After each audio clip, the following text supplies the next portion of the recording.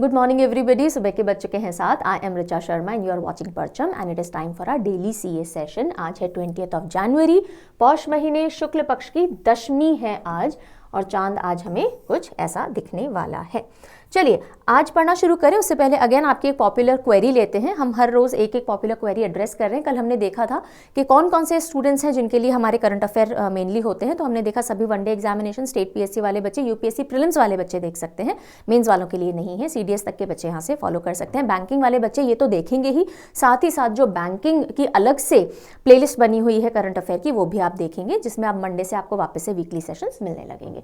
आज की क्वेरी जो आ रही है, how to make CA notes and should we make CA notes, ये कुछ कॉमन सी क्वेरीज आ रही हैं। तो सबसे पहले, should we make CA notes? मेरे ओपिनियन में, मेरे रिकमेंडेशन के हिसाब से नो। अब किनको अगर बनाने भी चाहिए तो किनको परचम से थोड़े बहुत पॉइंटर्स लेने चाहिए, वो मैं बताती हूँ। अगर आप किसी भी वनडे एग्जामिनेशन की तैयारी कर रहे हैं, जो मैंने कल भी बताई थी लिस्ट आपको, SSC, railways, banking, teaching exam etcetera etcetera, तो नहीं, आपको नोट्स बनाने की ज़रूरत नहीं है। तो हम कहाँ से पढ़ें? तो आपको डेली हम टेलीग्राम के ऊपर पीडीएफ प्रोवाइड करते हैं जो भी हम पढ़ते हैं। तो वो तो डेली सीए की पीडीएफ है, आप उसको लॉन्गर रन में नहीं पढ़ सकते हो, ऑब्वियसली आप बहुत सारी कितनी पीडीएफ्स पढ़ोगे। तो इसीलिए हम आपको फिर वीकली और मंथली सीए भी प्रोवाइड करते हैं parchamclasses.in पे पीडीएफ, ठीक है। लेकिन मैं रेकमेंड करूंगी, अगर आपको वाकई में सिंसियरली तैयारी करनी है और पीडीएफ से ही पढ़ते हो जो पढ़ना चाहिए, तो आप इस पीडीएफ सब्सक्रिप्शन की तरफ मूव कर जाइए। अगर आप स्कॉलरशिप वगैरह क्विज लेकर के, 3 क्वेश्चन की स्कॉलरशिप क्विज होती है, 33% डिस्काउंट अवेल करते हो, 350 रुपये का आपको ये सब्सक्रिप्शन मोटे मोटे तौर पे मिल जाता है, ₹1 रोज से भी कम पे, right. So this will be a good investment. Daily, weekly, monthly, 6 monthly जो भी कुछ हम पढ़ेंगे प्लेटफॉर्म पे करंट अफेयर, उन सबके पीडीएफ आपको यहाँ मिल जाएंगे, ठीक है जी। तो मेरे ओपिनियन में आपको नोट्स बनाने की जरूरत बिल्कुल नहीं है। कितने नोट्स बनाओगे? एग्जॉस्टिव होती है करंट अफेयर, कितना टाइम जाएगा आपका उनको लिखने में, बनाने में, और कॉपीज की कॉपीज भर लोगे, कोई सेंस नहीं है, ठीक है। रही बात स्टेट पीएससी वाले बच्चों की, यहाँ से पढ़िए जैसे बाकी सब पढ़ रहे हैं, लेकिन जो आपकी स्टेट रिलेटेड टॉपिक्स हैं उनको अलग से नोट कर लीजिए, सिर्फ टॉपिक को, और फिर उनको डिटेल में और पढ़ लीजिए, बिकॉज आपको अपने स्टेट की इंफॉर्मेशन और डेप्थ में पढ़ने की जरूरत पड़ेगी। यूपीएससी प्रीलिम्स वाले बच्चे पर्टिकुलरली आप सेम अप्रोच कीजिए। वो टॉपिक्स जिनको और डेप्थ में पढ़ना है, जैसे कुछ रिपोर्ट्स आती हैं, कुछ इंडेक्सेस आते हैं, कुछ इंटरनेशनल रिलेशन से रिलेटेड रिपोर्ट्स आती हैं, कोई बिल्स आते हैं, उनको आपको और डेप्थ में पढ़ना है, कोई स्कीम्स आती हैं आपको बिल्कुल डिटेल में पढ़ना है, तो आप उन टॉपिक्स को मेंशन कर लीजिए, बाद में और डेप्थ में उनको पढ़ लीजिए। पर अदरवाइज प्लेटफॉर्म पे जो पढ़ाया जा रहा है वो सब आप पीडीएफ से मेरे ओपिनियन और रिकमेंडेशन में पढ़िए, ठीक है। This is what I have to say about this particular query, ठीक है जी। ये मैंने आपको बता दिया। डेली सीए पीडीएफ आप परचम ऐप पे जाके फ्री मटेरियल सेक्शन से भी एक्सेस कर सकते हो। जिन बच्चों को सीए के साथ साथ बाकी सारे सब्जेक्ट जो हम पढ़ते हैं उनके पीडीएफ भी चाहिए, तो आप पीडीएफ बैंक की तरफ मूव कर सकते हो। ये तो हो गई बात इस साल के सीए की, कैसे आप तैयारी करोगे। अगर आपको पिछले साल का सीए पूरा तैयार करना है, जो आपको करना पड़ेगा, क्योंकि आप अभी रिसेंट कुछ महीनों में जितने भी एग्जाम दोगे उसमें आपको 2023 का पूरा सीए तैयार चाहिए। सो उसके लिए आप चाहें तो करंट अफेयर ईयर बुक को चेकआउट कर सकते हैं। ये ई बुक है, यानी कि पीडीएफ फॉर्म के अंदर है, जिसमें category wise up to date active links के साथ आपको पूरी न्यूज़ मिल जाएगी, और ये परचम ऐप और parchamclasses.in वेबसाइट पे अवेलेबल है। आप इसका सैंपल चाहें तो देख सकते हैं परचम ऐप पे, और फिर बाय करने का सोच सकते हैं। डिस्क्रिप्शन हमेशा पढ़ लिया कीजिए। अभी इनॉग्रल कुछ इस पे प्राइस चल रहा है, यानी रिड्यूस प्राइस है, बाद में ये बढ़ जाएगा। अगर आपको कोई भी जानकारी, सहायता, क्वेरीज हैं तो आप यहाँ पे एड्रेस कर सकते हो। ये नाम, नंबर है, ये ईमेल एड्रेस है, ऐप चैट में भी आप चैट कर सकते हैं। चलिए जी, अब हम बात करेंगे कल जो आपसे क्वेश्चन किया गया था, क्वेश्चन ऑफ द डे। इसका आंसर इस बार मैंने यहीं लिख दिया है। Which cattle breed is recognized as India shortest humped cattle breed, यानी कि किस मवेशी की नस्ल को भारत की सबसे छोटी कुबड़ वाली मवेशी नस्ल के रूप में जाना जाता है? द आंसर इज पुंगनूर काओ। पुंगनूर काओ, जिसके साथ हाल ही में प्रधानमंत्री जी की फोटो थी। और ये गाय कहाँ की है, या ये नस्ल कहाँ की है? आंध्र प्रदेश की है, ठीक है। चलिए शुरू करें आज की कहानी। आज यानी कि 20 जनवरी को ऑब्जर्व किया जाता है पेंगुइन अवेयरनेस डे, या पेंगुइन जागरूकता दिवस, ताकि ये जो फ्लाइटलेस बर्ड है इसके बारे में जागरूकता डाली जा सके। और सबसे बड़ी पेंगुइन स्पीशीज कौन सी है, लिखोगे? चलो बताओ। सबसे लार्जेस्ट पेंगुइन स्पीशीज कौन सी है? और पेंगुइन कहाँ पाई जाती है? एंटार्क्टिका, यानी साउथ पोल के आसपास वाले एरिया के अंदर पाई जाती है। अब कल 19 जनवरी को एक दिन मनाया गया और जो कल हमने डिस्कस नहीं किया था, इसलिए मैं आज डिस्कस कर रही हूँ। मिस नहीं होना चाहिए, कोई बात नहीं है ना, एक दिन डिले हो जाए तो समटाइम्स इट इज़ ओके, पर मिस नहीं होना चाहिए। 19 जनवरी को कल एनडीआरएफ रेजिंग डे के तौर पे ऑब्जर्व किया जाता है। एनडीआरएफ रेजिंग डे, एनडीआरएफ क्या होता है? National disaster response force, Hindi में क्या कहा जाता है? राष्ट्रीय आपदा प्रतिक्रिया बल। और इसका रेजिंग डे यानी इस दिन इसकी स्थापना हुई थी 19 जनवरी 2006 के अंदर हमारा एनडीआरएफ एग्जिस्टेंस में आया था, और इस बार हम 19th NDRF day, raising day observe कर रहे हैं। इसके ये जो एनडीआरएफ है किसके अंडर में आता है? कौन सी ministry? Ministry of home affairs के अंडर में। किसके अंडर में? Home affairs. क्या काम होता है एनडीआरएफ का? भाई कहीं भी अगर कोई डिजास्टर हो जाएगा, अगर कोई सुनामी आ गई फॉर एग्जाम्पल, कोई अर्थक्वेक आ गया फॉर एग्जाम्पल, तो ये एनडीआरएफ टीम है जो सबसे पहले पहुंचाई जाती है आपदा में मैनेजमेंट करने के लिए या हेल्प पहुंचाने के लिए। और इसके अभी डायरेक्टर जनरल कौन है एनडीआरएफ के? अतुल करवाल जी हैं, जो महानिदेशक या डायरेक्टर जनरल है, अतुल करवाल। ठीक है, समझ में आ गया?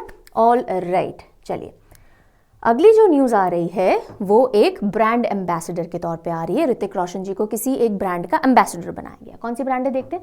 रुपे, जो कि स्पॉन्सर है prime volleyball league, RuPay prime volleyball league के ब्रांड एम्बेसडर के तौर पे ऋतिक रोशन को अपॉइंट किया गया। छोटी सी न्यूज़ है, हमको ध्यान रखने का। भी पूछा जाए कि भाई रुपे प्राइम वॉलीबॉल लीग के ब्रांड एम्बेसडर कौन बने हैं, तो ऋतिक रोशन बने हैं।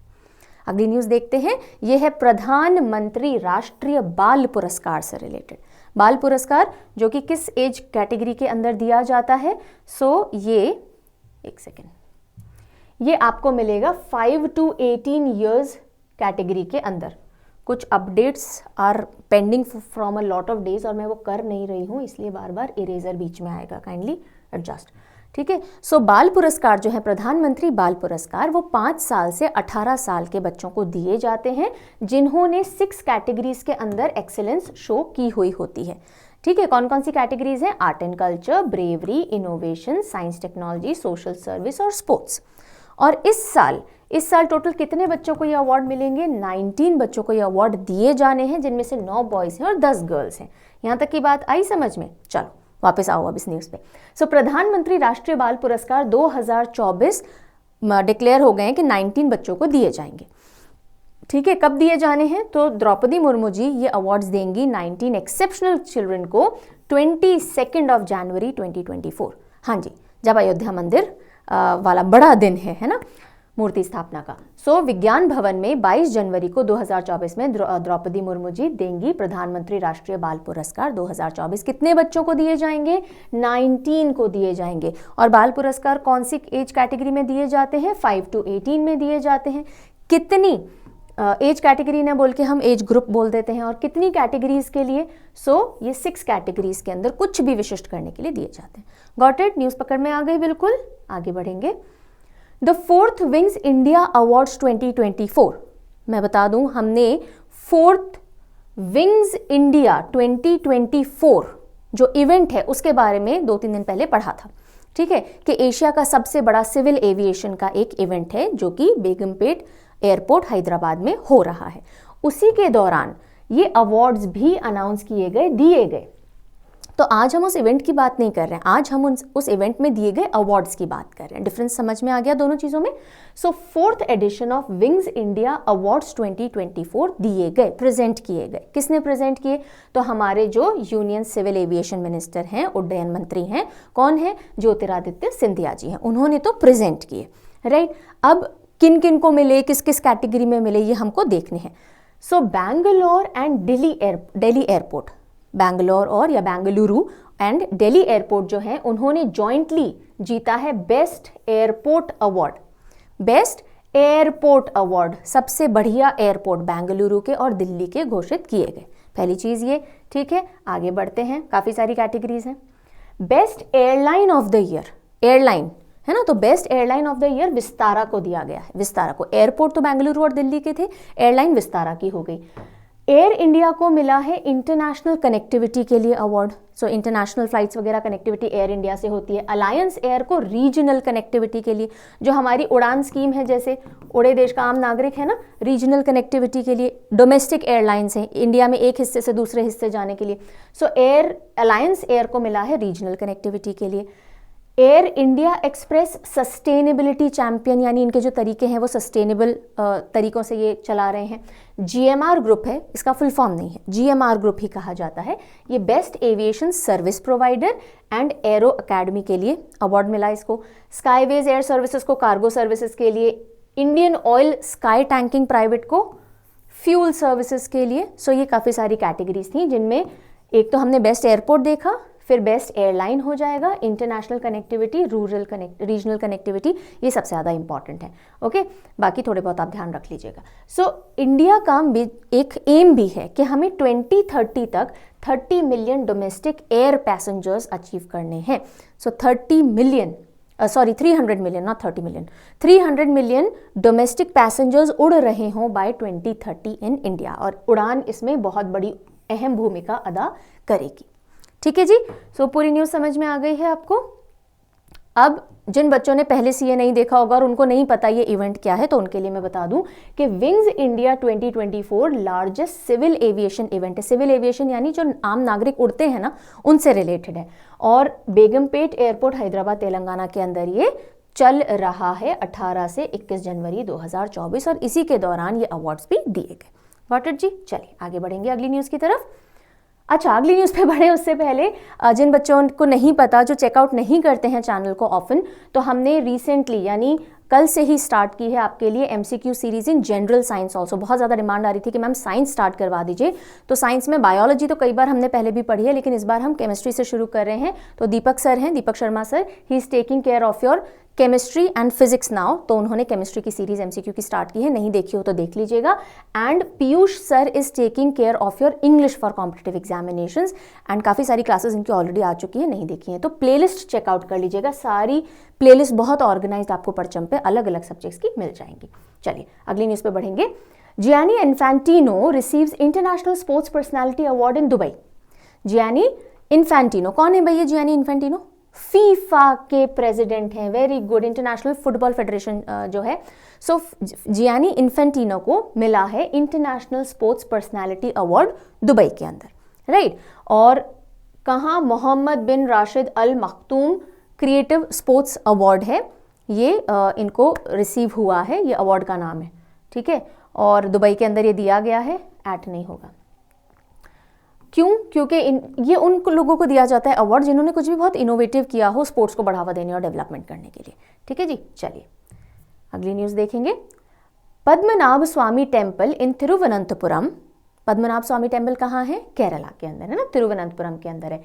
प्रेजेंटेड ओणविल्लु टू अयोध्याज राम मंदिर। अयोध्या में जो राम मंदिर अब बिल्कुल इनॉग्रेशन पे ही है, सो उसके लिए पद्मनाभ स्वामी मंदिर जो है तिरुवनंत केरला का, वहाँ से ओणविल्लु आया है, प्रेजेंट किया गया है।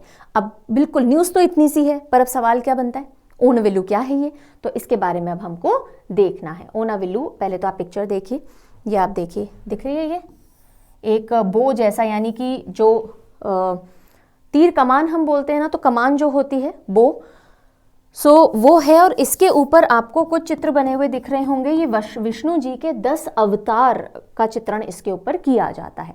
तो ओणविल्लु इज बेसिकली अ सेरेमोनियल बाव, बो या बाव जैसे भी आप इसको बोले, बो एंड एरो होता है तीर कमान। सो जो धनुष की तरह से आप इसको समझिए, एक बो है जो कि पद्मनाभ स्वामी मंदिर के अंदर चढ़ाया जाता है या ऑफर किया जाता है ओणम के समय, ठीक है। ओणम के समय इसको पद्मनाभ स्वामी मंदिर, जो कि विष्णु जी को डिवोटेड है, जिनको नहीं पता मैं बता दूं किसको डिवोटेड है ये मंदिर, विष्णु जी को डिवोटेड है पद्मनाभ स्वामी मंदिर तिरुवनंतपुरम केरला के अंदर। और ये जो ओणविल्लु है इसको हाथों से बनाया जाता है, विलयल वीडू फैमिली के द्वारा, तिरुवनंतपुरम की ये फैमिली है, राइट। और इसके ऊपर विष्णु जी के जो 10 अवतार हैं, जो इनकारनेशंस हैं, उनको डिपिक्ट किया जाता है नेचुरल कलर्स एंड ऑल से। और जो लकड़ी का इस्तेमाल किया जाता है वो कदम्ब और महोगनी ट्रीज से आई होती है ये लकड़ी। तो यही बना करके और राम मंदिर जो बन रहा है वहाँ भी अर्पण किया गया है, वहाँ भी डेडिकेट किया गया है, ठीक है। यहाँ तक की कहानी समझ में। अब हमने बोले हैं विष्णु जी के 10 अवतार, तो बिल्कुल कल्चर का हिस्सा है ना। सो हमें एग्जाम के अंदर आर्ट एंड कल्चर से क्वेश्चन पूछे जाते हैं, नहीं तो कभी केबीसी में जाओगे तो हेल्प हो जाएगी। सो दशावतार, विष्णु जी के 10 अवतार कौन से हैं? राम जी को विष्णु जी का ही अवतार माना जाता है ना। अगर आप हिंदी रिलीजियस स्क्रिप्चर्स वगैरह पढ़ेंगे तो 10 अवतार रहे, मत्स्य अवतार, कूर्म, टॉर्टिस जो हम बोलते हैं, है ना, और मत्स्य अवतार फिश अवतार था, वारह अवतार, नरसिंह, वामन, परशुराम अवतार और राम अवतार। कौन से नंबर का अवतार आया राम जी का? 1 2 3 4 5 6 7th विष्णु जी का 7वां अवतार राम जी को माना जाता है। फिर नेक्स्ट इज कृष्ण अवतार, बुद्ध या गौतम बुद्ध अवतार। ये थोड़ा सा विवादास्पद है, कुछ वैष्णवाइट्स ये नहीं मानते कि बुद्ध जी विष्णु जी का अवतार थे, और कई लोग इनकी जगह पे पहले बलराम जी को मानते हैं कि बलराम जी उनका अवतार थे, ठीक है। और फिर कल्कि अवतार, कल्कि फाइनल अवतार होने वाला है और अभी नहीं हुआ है, कलयुग के अंत के समय होगा ऐसा कहा जाता है। विष्णु जी अवतार लेंगे फिर और वो कल्कि अवतार होगा, ठीक है। तो ये 10 अवतार मैंने आपको विष्णु जी के बता दिए, ठीक है। अगली न्यूज़ पे चलते हैं। डॉक्टर अंबेडकर स्टैच्यू इन विजयवाड़ा इनॉग्रेट की गई। डॉक्टर भीमराव अंबेडकर साहब जी की सबसे बड़ी tallest statue in the world India के विजयवाड़ा में इनॉग्रेट की गई बाय द सीएम। ये न्यूज़ है, अब हम इसको देख लेते हैं, ठीक है। सो सीएम कौन है भाई आंध्र प्रदेश के? वाईएस जगनमोहन रेड्डी। उन्होंने इनॉग्रेट की है स्टैच्यू ऑफ सोशल जस्टिस। इस स्टैच्यू का नाम क्या है? जो अंबेडकर साहब की सबसे टॉलेस्ट स्टैच्यू है, क्या नाम है? Statue of social justice. चलो मुझे बताओ, statue of unity, statue of unity कहां पर है? स्टैच्यू ऑफ यूनिटी कहां पर है? ओके, बहुत सिंपल सा क्वेश्चन है, आई नो, पर हो सकता है बहुत सारे बच्चों को नहीं पता हो, सो उनका बेनिफिट हो जाएगा। सो आंध्र प्रदेश के सीएम जगनमोहन रेड्डी जो हैं, उन्होंने BR अंबेडकर साहब की सबसे टॉलेस्ट स्टैच्यू को इनॉग्रेट किया है स्वराज मैदान विजयवाड़ा आंध्र प्रदेश के अंदर। और ये इंडिया में नहीं, वर्ल्ड में अंबेडकर जी की सबसे टॉलेस्ट स्टैच्यू है। इसको स्टैच्यू ऑफ सोशल जस्टिस भी कहा गया है। और इसकी टोटल हाइट कितनी है? तो इसकी टोटल हाइट तो 206 फीट 206 फीट है, लेकिन जिसके अंदर जो मेन स्टैच्यू है वो 125 फीट है और नीचे जो बेस होता है वो करीब 81 फीट का है, ठीक है। और इसके हिसाब से टोटल लेंथ आ जाती है 206 feet from the ground. Got it? जैसे कि आप यहाँ देखो, ये जो है ना, इसको भी अगर आप मिला लोगे बेस को और स्टैच्यू को मिला लोगे तो 206 फीट आएगा कंप्लीट। अगली न्यूज़ पे बढ़ेंगे and it is a very important news I would say, और वो ये है कि ministry of education releases new guidelines for coaching centres.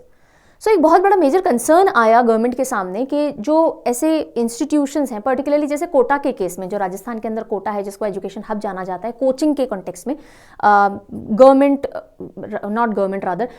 जो हमारे मेडिकल और इंजीनियरिंग के स्टूडेंट्स हैं भर भर के वहाँ पहुँचते हैं। कोटा फैक्ट्री भी आपने देखी होगी, है ना, सीरीज़ वगैरह आई थी।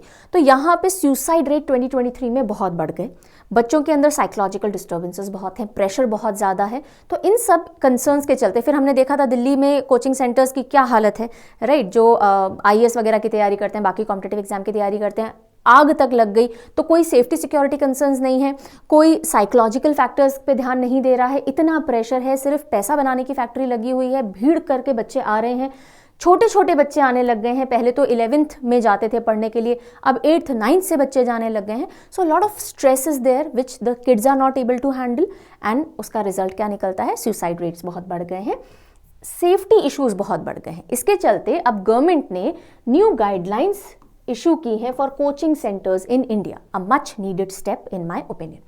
सो मिनिस्ट्री ऑफ एजुकेशन ने ये गाइडलाइंस रिलीज की हैं, ठीक है। जो मैंने आपको बताया कि क्यों किए, क्योंकि बहुत सारी कंप्लेंट्स आ रही थी कि भाई सुसाइड्स बढ़ रहे हैं, फायर इंसिडेंट्स हो रहे हैं, जो पढ़ा रहे हैं लोग वो खुद भी इस काबिल नहीं है, बट दे आर टीचिंग। तो जो टीचर्स हैं उनके दर इतना अच्छा नहीं है, वो खुद इतने मैच्योर नहीं है कि वो स्टूडेंट्स को हैंडल कर सकें, फैसिलिटीज़ बहुत अच्छी नहीं है, राइट, टीचिंग मेथडोलॉजी जो वो अडॉप्ट कर रहे हैं वो अच्छी नहीं है। इन सब के चलते ये गाइडलाइंस लाई गई हैं।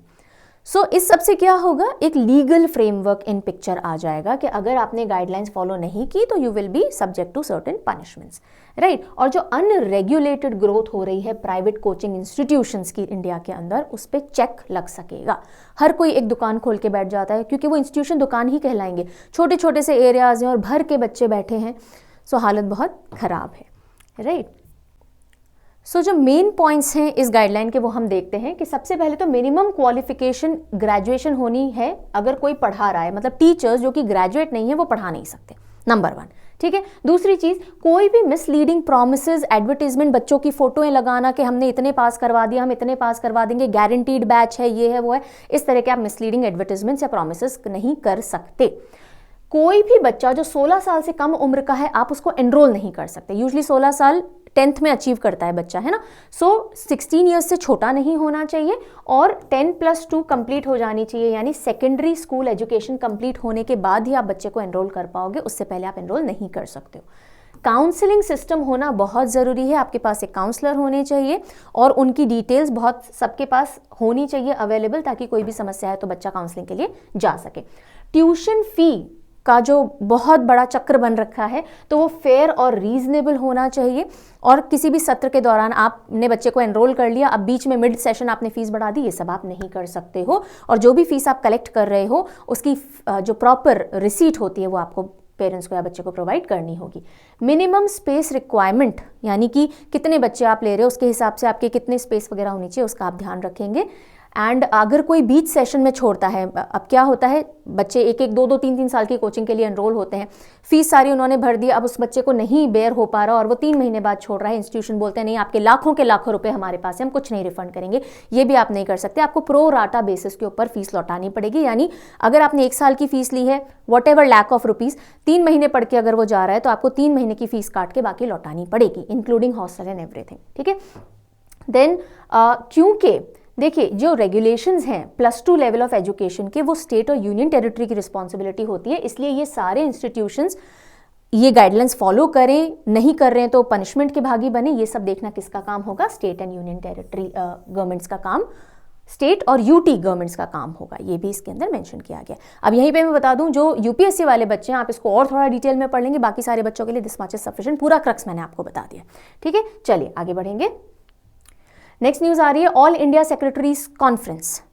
सो all India secretaries conference on water vision @2047 way ahead.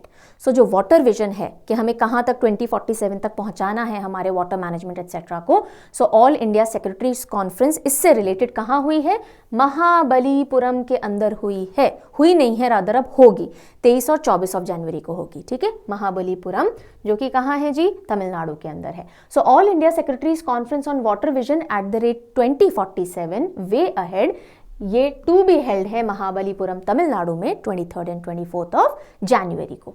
अब इसके अंदर ना ऑलरेडी जो एक पहले कॉन्फ्रेंस हुई थी जनवरी 2023 में, 1 साल पहले, तो थोड़ा फ्लैशबैक में चलते हैं। So first all India annual state ministers conference तब स्टेट मिनिस्टर्स की हुई थी। So first all India annual state ministers conference on water, ये कब रखी गई थी, 1 साल पहले 5th and 6th of January को रखी गई थी भोपाल मध्य प्रदेश में, और उस समय कुछ एजेंडा डिसाइड किए गए थे। ठीक है, उन्हीं एजेंडाज पे अब डिस्कशन करने के लिए ये वाली 1 साल बाद एनुअल मीटिंग रखी गई है। और इसी दौरान a film by ministry of जल शक्ति, इस फिल्म का क्या टाइटल है, for a water secure future, और एक बुक जिसका टाइटल है जल शक्ति अभियान catch the rain a journey, ये दोनों भी रिलीज की जाएंगी। तो ये movie for a water secure future और ये किताब जल शक्ति अभियान catch the rain a journey, दोनों इस मीट कॉन्फ्रेंस के दौरान एक तरह से इनॉग्रेट बोलिए, लॉन्च बोलिए, वो की जाएंगी। ठीक है जी, चलिए अगली न्यूज पर बढ़ते हैं। 19th NAM summit, NAM summit begins in Uganda's Kampala.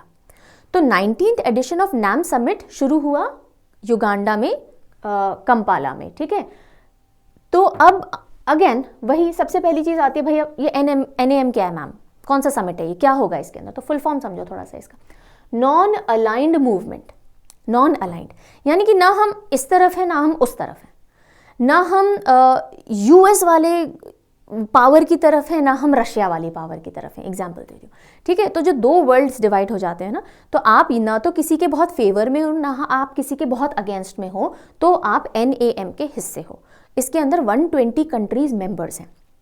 ठीक है, ये NAM है। मैंने आपको US और रशिया क्यों बोला, क्योंकि जब ये NAM बना था ना, अभी मैं बताऊंगी, तो ये 2 बहुत स्ट्रॉन्ग पार्टीज थी, सोवियत और US। ठीक है, चलिए अब पढ़ते हैं, एक एक करके समझते हैं। 19th NAM summit begins in Uganda's Kampala, और उसकी थीम क्या रही, deepening cooperation for shared global affluence. Affluence होता है एक तरह से आप रिचनेस बोल दीजिए, प्रोस्पेरिटी बोल दीजिए, तो डीपनिंग कोऑपरेशन बढ़ाना, ताकि ग्लोबली सब थोड़े और ग्रो कर सके। ये जो NAM है ये एक फोरम है 120 कंट्रीज का, जो कि फॉर्मली ना तो किसी के साथ गठबंधन कर रखा है जिन्होंने जुड़े हुए हैं, ना किसी मेजर पावर के अगेंस्ट है, ठीक है। ना तो वो अपना कंप्लीट फेवर शो करते हैं, ना कंप्लीट अगेंस्ट वाला स्टैंड लेते हैं। और इंडिया की तरफ से डॉक्टर S जयशंकर जो हमारे एक्सटर्नल अफेयर्स मिनिस्टर हैं, वो डेलीगेशन को लीड कर रहे हैं। NAM कब बना, क्यों बना, कैसे बना? तो देखिए, ये 1961 में बेलग्रेड के अंदर बना था, जिसको पहले यूगोस्लाविया कहा जाता था। 1961 में 3 लोगों की बहुत अहम भूमिका थी इसको बनाने में। ये 3 लोगों की फोटो आपको दिख रही है। जवाहरलाल नेहरू जी को आप पहचान गए होंगे। सो इंडिया की तरफ से पंडित जवाहरलाल नेहरू, जो कि इंडियन प्राइम मिनिस्टर थे उस समय, president of Egypt Gamal Abdel Nasser, और president of Yugoslavia Josip Broz Tito. तो नेहरू जी, नासिर और टिटो, इन्होंने मिलकर के नॉन अलाइन मूवमेंट NAM की शुरुआत की थी। और उस समय जो पूरा वर्ल्ड था ना, 2 टुकड़ों में बट रखा था, 2 मेजर पावर्स में। एक तरफ सोवियत यूनियन था और एक तरफ USA था। जैसे ही वो नेटो वाला साइन हो गया था ना, काफ़ी सारे देश नेटो के मेंबर बन रहे थे, वॉर्सो पैक्ट वाला टाइम, नेटो वाला टाइम, तो इस समय सोवियत यूनियन और USA बहुत मेजर पावर्स थे। तब इन तीनों ने साथ ला करके NAM बनाया था, ना हम आपकी तरफ है ना हम आपकी तरफ है। Got it? तो उसी से रिलेटेड 19th ये जो समिट है ये कंपाला युगांडा में चल रहा है। Okay, very very important news, पर ध्यान से देखिएगा। Farsi as India's new classical language बनी नहीं है अभी। ऐसा नहीं आप बोलो अच्छा 6 क्लासिकल लैंग्वेजेस यानी 6 शास्त्रीय भाषाएं थी भारत में, 7वीं और आ गई क्या? नहीं, अभी नहीं आई है, पर आएगी, ऐसा कहा गया है by our external affairs minister.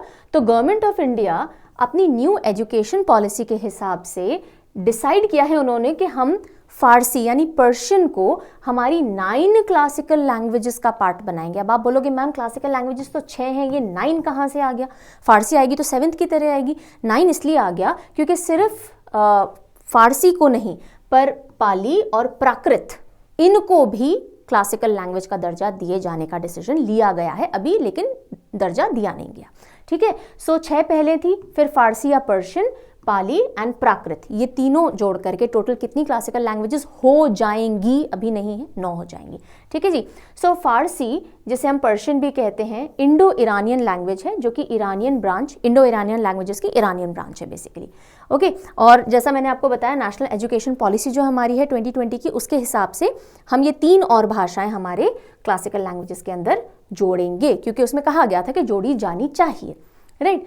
अब अभी जो हमारी 6 क्लासिकल लैंग्वेजेस कौन सी हैं? सबसे पहली क्लासिकल लैंग्वेज जो हमने डिक्लेयर की थी वो तमिल थी 2004 के अंदर। फिर संस्कृत, कन्नड़ा, तेलुगु, मलयालम, उड़िया, ये इनके ईयर रिस्पेक्टिव मेंशन है। ये 6 क्लासिकल लैंग्वेजेस भारत में एज ऑन डेट है। क्या क्राइटेरिया होता है किसी भी भाषा को क्लासिकल भाषा डिक्लेयर करने के लिए? कुछ 2-3 इंपॉर्टेंट क्राइटेरिया होते हैं। पहला, एक रिकॉर्डेड हिस्ट्री होनी चाहिए इस भाषा की कि हाँ ये भाषा 1500-2000 सालों से एग्जिस्टेंस में है, नंबर 1, इसीलिए तो क्लासिकल कहेंगे ना, राइट। दूसरी चीज, एक हेरिटेज होना चाहिए इस भाषा का, बहुत इंपॉर्टेंट लिटरेचर का, यानी इस भाषा में काफी सारा एंशिएंट लिटरेचर लिखा हुआ होना चाहिए। तीसरी, एक ओरिजिनल लिटरेरी ट्रेडिशन की होनी चाहिए। ऐसा नहीं है कि कोई एक भाषा थी उसमें से निकल के ये दूसरी भाषा बन गई, ओरिजिनल इसका लीनिएज होना चाहिए, और ये मॉडर्न फॉर्म ऑफ लैंग्वेजेस से अलग होनी चाहिए, ठीक है। तो ये 4 इंपॉर्टेंट क्राइटेरिया हैं जिसके बेसिस पे क्लासिकल लैंग्वेज आंकी जाती है, एलिजिबिलिटी लेती है। अच्छा, कौन से शेड्यूल ऑफ आवर कॉन्स्टिट्यूशन है जो कि रिलेट करता है क्लासिकल लैंग्वेजेस से? 8th schedule of our Indian constitution, वही जो कि ऑफिशियल लैंग्वेजेस से भी डील करता हुआ है, वही 8th शेड्यूल क्लासिकल लैंग्वेजेस से भी डील करता हुआ होता है। सो क्लासिकल लैंग्वेजेस 6 और ऑफिशियल लैंग्वेजेस 22, ये सब 8th schedule of Indian constitution से रिलेटेड है। गॉट इट जी? चलिए, खेलो इंडिया यूथ गेम्स का हो गया है आगाज। सो खेलो इंडिया यूथ गेम्स 2023, हाँ जी 2023 वाले 2024 में अब शुरू हुए हैं। कहाँ? तमिलनाडु के अंदर, और पहली बार साउथ इंडिया में किए जा रहे हैं। 19 जनवरी से 31 जनवरी तक ये खेले जाएंगे। तमिलनाडु के 4 शहर हैं जिनमें मेनली ये खेले जाएंगे, चेन्नई, कोयम्बटूर, मदुरई और त्रिची, ठीक है। फ्यूचर इज हियर, इसका एक तरह से टैग बोल दीजिए, टैगलाइन बोलिए, पंचलाइन बोलिए, वो है, राइट। और ये कौन है जो कि मैस्कॉट हैं खेलो इंडिया यूथ गेम्स 2023 की? 6th एडिशन है ये इसका। सो मैस्कॉट का नाम है वीरा मंगई, रानी वेलू नाचियार, रानी वेलु नाचियार, जिनको वीरा मंगाई भी कहा जाता है, ये एक बहुत वीरांगना रही जिन्होंने ब्रिटिश कॉलोनियल रूल के टाइम में काफ़ी दमखम दिखाया था, और इनको रखा गया है mascot. So 6th edition of Khelo India youth games inaugurate हुए। कहाँ हुए? तमिलनाडु के अंदर हुए। किसने इनॉग्रेट किए? हमारे पीएम साहब ने किए हैं। सो पीएम मोदी जी ने इनॉग्रेट किए हैं ये 6th खेलो India youth games Jawaharlal Nehru stadium Chennai में। कहाँ पे? चेन्नई में। पहली बार है जब ये गेम्स साउथ इंडिया में हो रहे हैं। कब से कब तक होंगे? 19 से 31 जनवरी तक होंगे। 4 सिटीज़ में हमने देख लिया। मैस्कॉट के बारे में हमने देख लिया। अब जो लोगो है ना 6th खेलो इंडिया यूथ गेम का, उसमें अगर आपने ध्यान दिया हो, पोएट थिरुवल्लुवर जी का भी एक फिगर डाला गया है। थिरुवल्लुवर जी, ठीक है, चलिए, वल्लुवर भी जिन्हें कहा जाता है। अगली जो न्यूज़ आ रही है वो ये है कि दुनिया के 5 सबसे बड़े ताकतवर देशों में भारत 4th पोजीशन पे है। अब ये क्या है क्या नहीं है देखते हैं। तो सबसे पहले अमेरिका, रशिया, चाइना, इंडिया और फिर साउथ कोरिया। सो सबसे बड़े ताकतवर देश मतलब मिलिट्री स्ट्रेंथ की हम बात कर रहे हैं। So as per global fire power ranking 2024, जो कि मिलिट्री स्ट्रेंथ के बेसिस पे रैंकिंग देती है, उसके हिसाब से India is on 4th position. पिछली बार भी हम 4th पे थे, अभी भी हम 4th पे हैं। टॉप 3 भी वैसे के वैसे ही हैं। सबसे फर्स्ट पे यूएस है, उसके बाद रशिया है, चाइना है और फिर इंडिया है, और 5th नंबर पे कौन है? साउथ कोरिया है। ठीक है, हम 4th कितने देशों में से हैं? 145 कंट्रीज में से, और लगातार 2nd ईयर हम 4th पोजीशन पे बने हुए हैं। अगर हम बाकी हमारे कुछ टॉप 10 में कंट्रीज की बात करें, पाकिस्तान 9th नंबर पे है, इटली 10th पे है, ठीक है, 10th पोजीशन पे ही है। बाकी कंट्रीज टॉप 10 में, साउथ कोरिया 5th पे आ गई, फिर यूके है, जापान है, टर्की है। कौन से पैरामीटर्स को देखा जाता है जब ये रैंकिंग दी जाती है, ग्लोबल फायर पावर रैंकिंग? तो कुछ चीज़ें हैं जैसे कि मैन पावर, आपकी मिलिट्री कैपेसिटीज़ जब आंकी जाती हैं तो आपकी मिलिट्री में कितने लोग हैं, इक्विपमेंट कैसे हैं, नेचुरल रिसोर्सेज आपके पास कितने हैं, फिनांसेस कितने लगा रखे हैं, आपकी जोग्राफिकल लोकेशन की वजह से कितने आपको बेनिफिट्स एडवांटेजेस हैं, ये सब कुछ बेसिस पे आपकी रैंकिंग दी जाती है। ठीक है ना। असर एक रिपोर्ट है जो कि सामने आती है, हर साल आती है, और जो भी बच्चे यूपीएससी वाले हैं पर्टिकुलरली, बाकी सबको मैं करवा रही हूँ, बाकी सारे बच्चों को मैं बार बार नहीं बोलूँगी कि जो पढ़ाया जा रहा है काफ़ी है, लेकिन यूपीएससी वाले बच्चे, क्योंकि काफ़ी सारे बच्चे देखते हैं, वो भी मैं उनको बता दूँ, ये रिपोर्ट आपको और डिटेल में पढ़नी है, डेटा भी याद रखना है, आपको आंसर राइटिंग में बहुत हेल्प करने वाली है। सो चलिए बाकी बच्चे यहाँ ध्यान दीजिए। सो प्रथम एक एनजीओ है जो कि हर साल annual status of education report Acer निकालता है। इस बार जो ये रिपोर्ट है ये थोड़े से बड़े एज ग्रुप को ध्यान में रखते हुए निकाली गई है, and that is 14 to 18 years. 14 to 18 years, तो अगर आप रफली देखोगे तो 8वीं क्लास से लेकर के और 12वीं क्लास तक के बच्चे इस कैटेगरी के अंदर लाई करते हैं, एज कैटेगरी के अंदर। सो 2023 annual status of education report Acer के आंकड़े आए हैं बाहर, और इस रिपोर्ट का नाम क्या दिया गया? इसका नाम या टाइटल दिया गया beyond basics. So basic education की बात नहीं की है, थोड़े एडोलेसेंस वाले जो बच्चे हैं ना उनके बारे में बात की गई है। हाउस होल्ड सर्वे यानी घर घर जाकर के सर्वे किया गया प्रथम फाउंडेशन द्वारा। कितने बच्चों का सर्वे किया गया, कितने बच्चों से रिस्पॉन्स लिया गया है? 34,745 रूरल स्टूडेंट्स। ये जो सर्वे होता है ये ग्रामीण इलाकों में जाकर के, रूरल बेस में जाकर के होता है। 14 से 18 साल के बच्चों का इस बार किया गया। 28 डिस्ट्रिक्ट्स अक्रॉस 26 स्टेट्स। ठीक है, तो यूपी एमपी में मेरे हिसाब से 2-2 डिस्ट्रिक्ट ली गई थी, बाकी सब स्टेट्स में एक डिस्ट्रिक्ट लेके करीब क्लोज टू 35,000 बच्चों का पूरा सर्वे लिया गया, और उनके बेसिस पे सारे आंकड़े सामने आए हैं। क्या कोशिश की जा रही थी जब ये सर्वे किया जा रहा था, क्या जानना चाह रहे थे? तो पहली चीज़ तो ये जानना चाह रहे थे कि रीडिंग और अरिथमेटिक एबिलिटी यानी कि पढ़ना और कैलकुलेशंस बच्चे कितना सुचारू रूप से कर पा रहे हैं, नहीं कर पा रहे हैं। ठीक है, करीब काफ़ी दशकों से, काफ़ी डेकेड से जो छोटे बच्चे हैं प्राइमरी लेवल के, उनके अंदर तो रीडिंग और अरिथमेटिक को लेकर के काफ़ी गैप्स देखे गए हैं, लेकिन पहली बार 14 to 18 एज ग्रुप को देखा गया है। तो let's see what the results are saying. दूसरी चीज़ कि भाई जो यूथ है वो कितना एंगेज्ड है एक्टिवली, कौन कौन सी चीज़ों में पढ़ाई के साथ साथ और क्या कर रहा है। ठीक है, फिर आती है बात कि डिजिटल टेक्नोलॉजीज़ के बारे में कितना अवेयर हैं यूथ, और उनके एस्पिरेशंस क्या हैं, क्या बनना चाहते हैं गांव के जो बच्चे हैं 14 to 18 एज ग्रुप के, राइट। और जो एसर रिपोर्ट है इसका जो आंकड़े आते हैं ना, जो रिजल्ट आते हैं, यूजुअली गवर्नमेंट यूज़ करती है फॉर मेकिंग पॉलिसीज़ एट्सेट्रा, और बेहतरी के लिए क्या किया जा सकता है। तो हम जो डिस्कशन करेंगे मेनली स्टडीज़, इंग्लिश और अरिथमेटिक्स से रिलेटेड करेंगे। तो ओवरऑल जो बच्चे का सर्वे किया गया उसमें से ऑलमोस्ट वन क्वार्टर बच्चे क्लास 2 लेवल की टेक्स्ट बुक अपनी रीजनल भाषा में भी नहीं पढ़ पा रहे थे।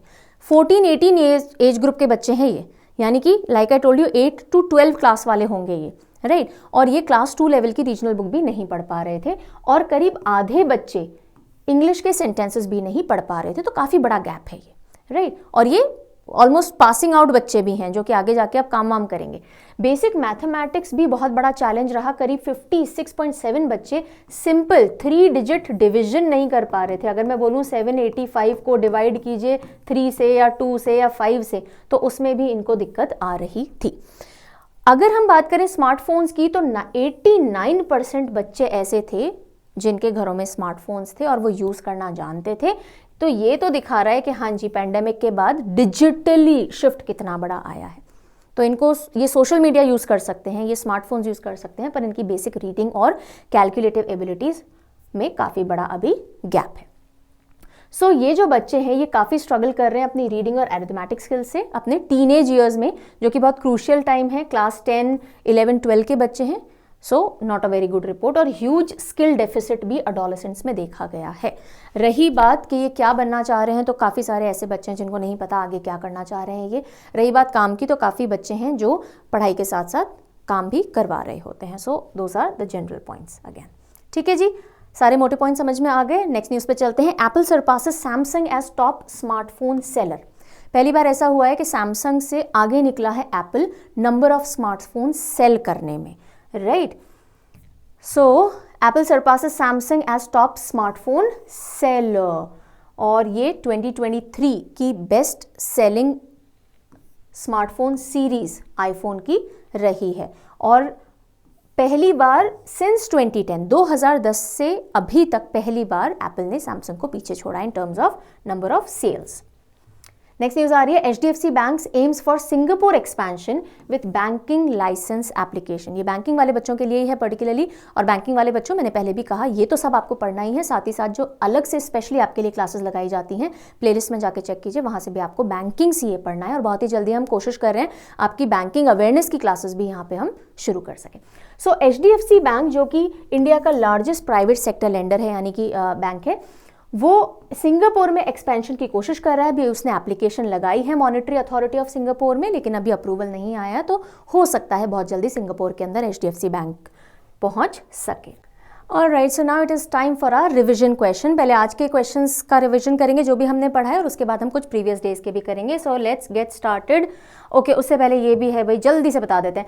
आप सारी करंट अफेयर की तैयारी यहाँ से कर रहे हो। अगर आपको जनरल अवेयरनेस की तैयारी करनी है, पर्टिकुलरली SSC के लिए, किसी भी वनडे एग्जामिनेशन के लिए, या स्टेट PSC के लेवल तक की, तो आप इस कोर्स को चेकआउट कर सकते हो। परचम ऐप के ऊपर सारी डिटेल, इंट्रोडक्टरी वीडियो, सब कुछ वहाँ दिया हुआ है, और ऑफर्स वगैरह चेकआउट कर लीजिएगा। और इसके अंदर static GK I am taking care with the help of mnemonics, आप इसको भी चेकआउट कर सकते हैं। कहाँ मिलेगा? परचम ऐप पे मिलेगा। ज़्यादा जानकारी के लिए please checkout the helpline number. Individual subjects भी अवेलेबल है, history, geography, polity, economy, science, static GK, और ओवरऑल GA भी मिल जाएगा। चलिए, पहला क्वेश्चन आ रहा है। Which position did India secure in global fire power ranking 2024? Global fire power ranking 2024 में इंडिया का क्या रैंक रहा? टॉप पे USA था, फिर रशिया था, फिर चाइना था, भारत 4th नंबर पे था। D will be the right answer. Next question. Which airline is awarded the best airline of the year at Wings India Award 2024? Wings India Award 2024 में best airline award किसको मिला? बताओ इनमें से किसको मिला? विस्तारा को मिला। C is the right answer. Next. Where was the 6th edition of Khelo India Youth Games inaugurated? 6th edition Khelo India youth games का कहाँ इनॉग्रेट हुआ है, कहाँ उद्घाटन हुआ है इसका? बताइए। चेन्नई, तमिलनाडु में PM मोदी जी ने किया है। Okay. Who has been appointed as the brand ambassador for RuPay prime volleyball league? एक ही ब्रांड एम्बेसडर पढ़ा है आज तो हमने। कौन से हैं जी? ऋतिक रोशन है। Okay. Then next question. Where is the tallest Ambedkar statue in the world located? दुनिया की सबसे लंबी डॉक्टर भीमराव अंबेडकर जी की जो स्टैच्यू है वो कहाँ अनवील की गई है? विजयवाड़ा, आंध्र प्रदेश के अंदर। ऑल राइट, अब हम देखेंगे पिछले कुछ दिनों के क्वेश्चंस रिवाइज करने के एंगल से। Who becomes the first ICC appointed female neutral umpire set to officiate in upcoming women T20 international bilateral series between Australia and South Africa, Australia और दक्षिण अफ्रीका के बीच आगामी T20 विमेन द्विपक्षीय bilateral series में ICC द्वारा नियुक्त पहली महिला तटस्थ अंपायर कौन बनी है? सो न्यूट्रल यानी दोनों टीम्स को बिलोंग नहीं करती, किसी और कंट्री के, इंग्लैंड की हैं वो, और कौन है वो? Sue Redfern. Okay. Who recently became the first batsman to achieve milestone of scoring 5 centuries in T20 internationals? T20 international में 5 शतक किसने लगाए हैं, किसने ये कीर्तिमान स्थापित किया है? The answer is Rohit Sharma. Okay. Next, who received his second सेना मेडल, दूसरा सेना मेडल गैलेंट्री वीरता के लिए during central command investiture ceremony 2024 इन लखनऊ? दूसरा सेना मेडल किसने लिया है इनमें से? मेजर ए रंजीत कुमार जी ने लिया है, बच्चों को रेस्क्यू करने के लिए उत्तराखंड के अंदर. Who recently became the first Indian man in 35 years to beat a seeded player at a grand slam? Australian open अभी चल रहा है, उसके सेकेंड राउंड के अंदर 35 years में पहली बार एक हिंदुस्तानी खिलाड़ी ने अच्छे सीडेड यानी अच्छे रैंकिंग प्लेयर को हराया है. किसने हराया है भाई? Answer is Sumit Nagal. Sumit Nagal. Okay. Then which is India's first dark sky park? भारत का पहला डार्क स्काई पार्क कौन सा है? पेंच टाइगर रिजर्व, महाराष्ट्र वाला, एमपी वाला हिस्सा नहीं, महाराष्ट्र वाला. और ये है आपके लिए क्वेश्चन ऑफ द डे, जिसका कमेंट में आप आंसर करेंगे और राइट आंसर होगा तो you will be getting a heart from Parcham side. This is all from my side for today. जल्दी ही मिलेंगे अगले वीडियो में, तब तक take very good care of your self. Have a nice day. Bye bye.